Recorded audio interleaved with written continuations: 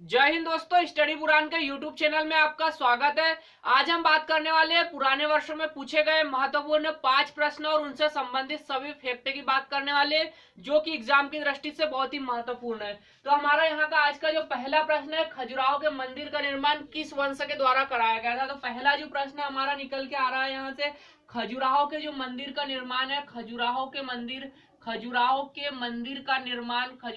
मंदिर का निर्माण किस वंश के द्वारा कराया गया था। तो किस वंश ने कराया था। तो यहाँ पर हम देखेंगे कि सबसे पहले हम देख लेते हैं दोस्तों खजुराहो की अगर बात की जाए तो खजुराहो जो है मध्य प्रदेश के छतरपुर जिले में स्थित है। और खजुराहो के जो मंदिरों का निर्माण है, ये चंदेल वंश के शासकों द्वारा कराया गया था। चंदेल वंश के शासकों द्वारा जो कराया गया था, चंदेल वंश के शासकों द्वारा कराया गया था। और यहाँ पर जो है जो चंदेल वंश के शासकों द्वारा कराया था। और खजुराहो में जो है अधिकतर निर्माण जो कार्य है वो धंगदेव के द्वारा कराया गया था। धंगदेव ने कराए थे। और यहाँ पर एक प्रसिद्ध मंदिर है, कंदारिया महादेव का मंदिर, याद रखना है, कंदारिया महादेव का मंदिर। और कंदारिया महादेव का मंदिर का जो निर्माण है वो राजा विद्याधर के द्वारा कराया गया था। तो ये भी याद रखना है, राजा विद्याधर लगभग 10वीं और 11वीं शताब्दी में दोस्तों जो है इन मंदिरों का निर्माण हुआ था। तो खजुराहो के मंदिर की बात की तो छतरपुर में चंदेल वंश के शासकों ने कराया था। इसमें सबसे अधिक निर्माण जो है राजा धंगदेव के द्वारा, सबसे अधिक मंदिर का निर्माण जो है राजा धंगदेव के द्वारा कराया गया था। और कंदारिया महादेव का मंदिर जो है विद्याधर ने कराया था। और यहाँ पर जो है कुल 85 मंदिर के जो है अवशेष पाए गए थे। और वर्तमान में कुल 22 मंदिर है। यहाँ के मंदिरों को 3 श्रेणी में बांटा गया है, पूर्वी श्रेणी के मंदिर, दक्षिण श्रेणी के मंदिर और पश्चिमी श्रेणी के मंदिर। तो इस प्रकार से हमें इतना याद रखना है। हमारे पास दूसरा प्रश्न है दोस्तों, दूसरे प्रश्न की हम बात करेंगे। तो दूसरा प्रश्न यहाँ से निकल के आ रहा है कि सतपुड़ा की रानी किसे कहा जाता है। सतपुड़ा की रानी और सतपुड़ा की रानी किसे कहा जाता है। तो ये याद रखना है, पचमढ़ी को कहा जाता है। सतपुड़ा की रानी किसको कहा जाता है, पचमढ़ी को कहा जाता है। पचमढ़ी की अगर बात की जाए तो पचमढ़ी जो है होशंगाबाद जिले में, मध्य प्रदेश के होशंगाबाद जिले में स्थित है। पचमढ़ी जो है मध्य प्रदेश के होशंगाबाद जिले में है। और पचमढ़ी की खोज की अगर बात की जाए तो कैप्टन जेम्स फॉरशॉट ने की थी।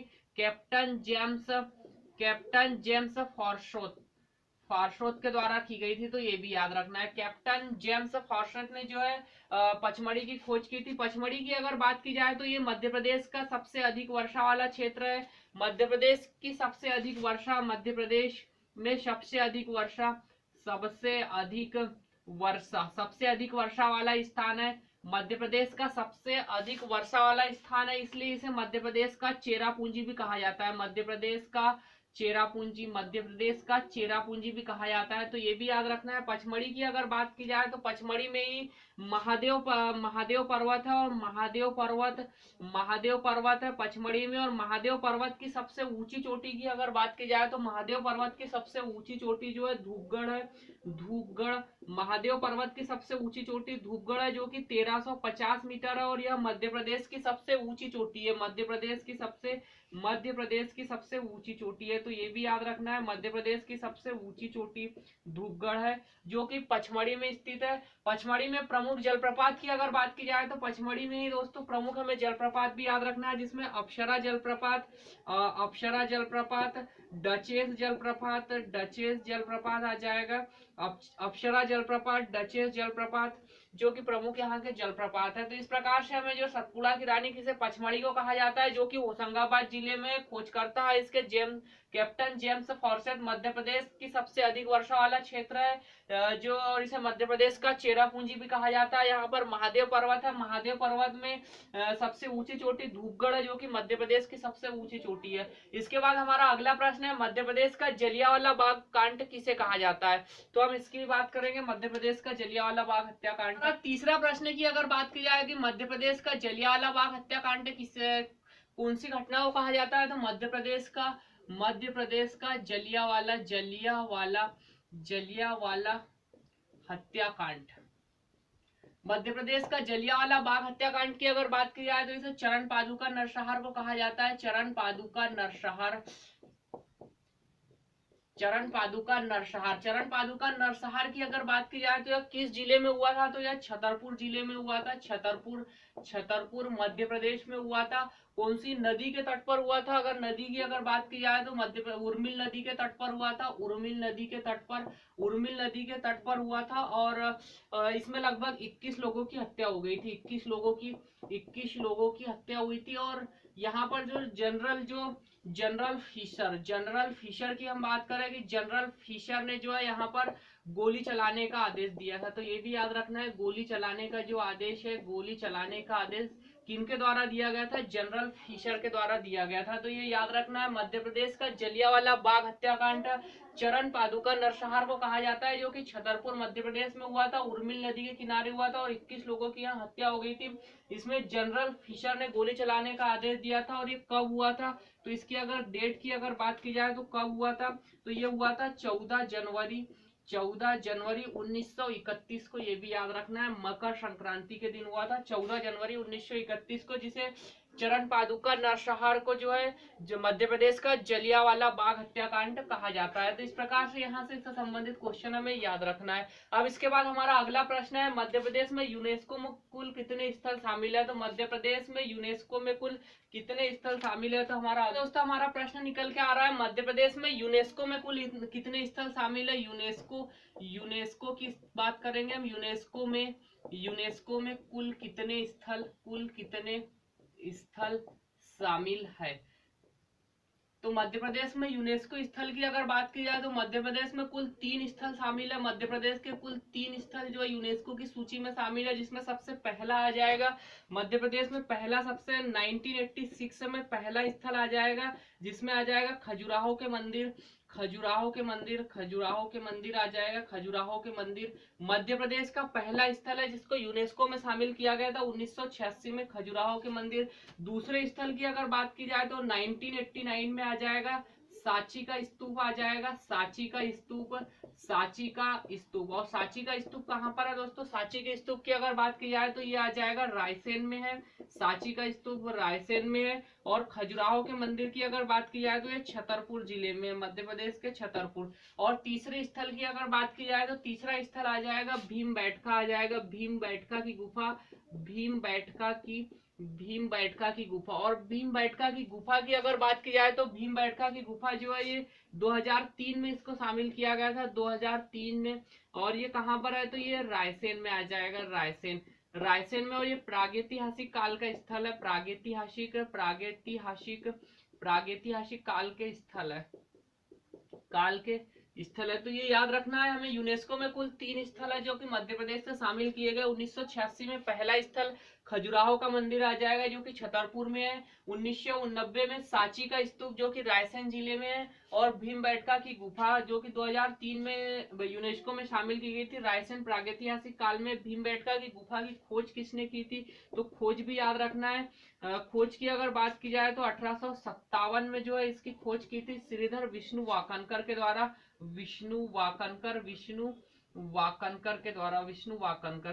तो ये भी याद रखना है। और सांची के स्तूप की जो खोज है 1818 में जनरल टेलर के द्वारा की गई थी, जनरल टेलर।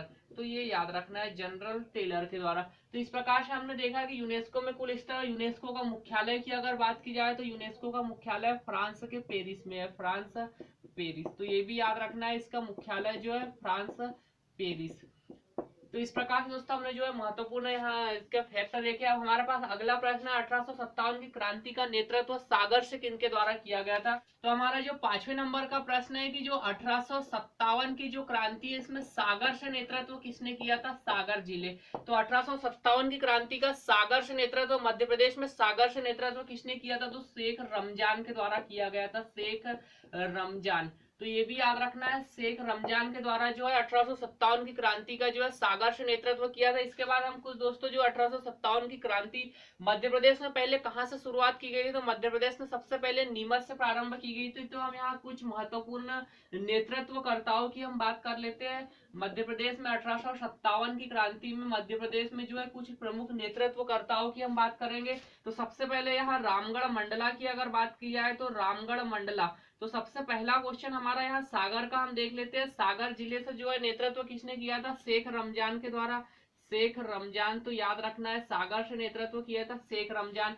रामगढ़ की अगर बात की जाए तो रामगढ़ से किसने नेतृत्व किया था, तो रामगढ़ से रानी अवंतीबाई, रानी अवंतीबाई, और इन्हीं की सहायिका थी गिरधारी बाई के द्वारा, गिरधारी बाई, गिरधारी बाई। तो ये भी याद रखना है, रानी अवंतीबाई और गिरधारी बाई के द्वारा जो है रामगढ़ से नेतृत्व किया गया था। ग्वालियर की अगर बात की जाए तो ग्वालियर से भी हमें 3 नाम याद रखना है, जिसमें तात्या टोपे आ जाएंगे। ग्वालियर से नेतृत्व तात्या टोपे, तात्या टोपे के बाद में रानी लक्ष्मीबाई के द्वारा, रानी लक्ष्मीबाई और रानी लक्ष्मीबाई की सहायिका झलकारी बाई, झलकारी बाई के द्वारा जो है ग्वालियर से नेतृत्व किया गया था। इसके बाद हमें याद रखना है निमाड़ की अगर बात की जाए तो निमाड़ से जो है 1857 की क्रांति का नेतृत्व किसने किया था, तो निमाड़ से जो है 1857 की क्रांति का नेतृत्व टंटिया भील के द्वारा किया गया था, टंटिया भील, टंटिया भील के द्वारा, टंटिया भील के द्वारा किया गया था। इन्हें भारत का रॉबिन हुड भी कहा जाता है, भारत का रॉबिन हुड, भारत का रॉबिन हुड भी कहा जाता है।